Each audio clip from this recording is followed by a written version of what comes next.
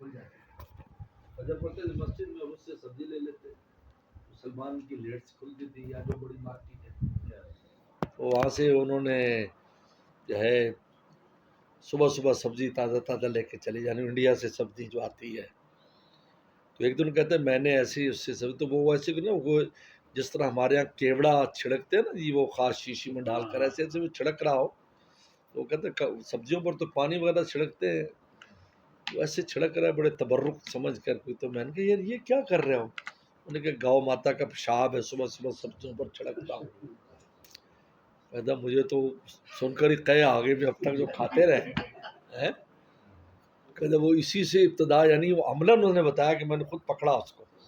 اور پھر میں نے مسجد میں کہا امام صاحب سے اعلان کر دو، اعلان کرایا بھائی ان سے سبزی نہ لیا کرو، یہ کرتے ہیں۔